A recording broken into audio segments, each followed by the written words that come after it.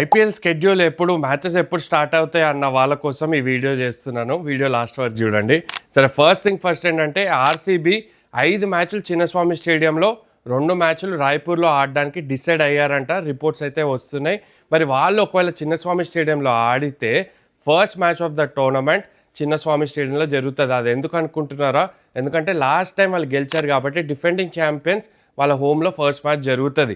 అది జరగాలంటే Karnataka state cricket association ఇంకా కర్ణాటక గవర్నమెంట్ మధ్యలో ఏదైతే డిస్కషన్స్ కంటిన్యూస్గా జరుగుతున్నాయో, కర్ణాటక గవర్నమెంట్ ఒక 15 రూల్స్ చెప్పారంట. అది పాటిస్తేనే కర్ణాటక స్టేట్ క్రికెట్ అసోసియేషన్కి ఆర్సీబీ హోమ్ మ్యాచెస్ చిన్నస్వామి స్టేడియంలో ఆడే అనుమతి అనేది ఇస్తారు. దాంట్లో కొన్ని ఏంటంటే గేట్స్ వైడ్ చేయాలి, ఎంట్రీ ఇంకా ఎగ్జిట్ పాయింట్స్ కొంచెం ఈజీగా ఉండాలి, సెక్యూరిటీ కెమెరాస్, ఏఐ కెమెరాస్ పెట్టాలి. ఇవన్నీ వాళ్ళు అక్కడ ఇవ్వడం జరిగింది, గవర్నమెంట్ చెప్పడం జరిగింది.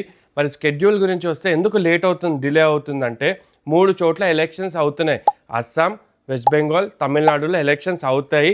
ఆ డేట్స్ అనౌన్స్ చేయడానికి టైం పడుతుంది. ఎలక్షన్స్కి ఐపీఎల్కి ఏం సంబంధం అంటే, ఐపీఎల్ మ్యాచ్ జరిపించాలంటే చాలా సెక్యూరిటీ రావాలి, పోలీస్ ఫోర్స్ రావాలి. ఒకవేళ అదే టైంలో ఎలక్షన్స్ జరిగితే ఆ ఫోర్స్ అనేది సరిపోదు కాబట్టి, పోలీస్ ఫోర్స్ అనేది సరిపోదు కాబట్టి ఎలక్షన్స్ టైంలో ఆ ప్లేస్లో మ్యాచెస్ బెటర్. ఒకసారి ఎలక్షన్స్ డేట్ అనౌన్స్ చేసిన తర్వాత ఐపీఎల్ స్కెడ్యూల్ దాని ప్రకారం అనౌన్స్ చేస్తారు. It won't take much time. IPL అయితే మార్చ్ 28న స్టార్ట్ అవుతుంది. అది 99% జరుగుతుంది. అందుకే వరల్డ్ కప్లో కూడా 3 మ్యాచ్లు స్టార్ట్ ఆఫ్ ద టోర్నమెంట్లో పెట్టడం జరిగింది. ఐపీఎల్ విండో స్కెడ్యూల్ మాత్రం మార్చ్ 28న స్టార్ట్ అయ్యే అవకాశాలు ఎక్కువ ఉన్నాయి.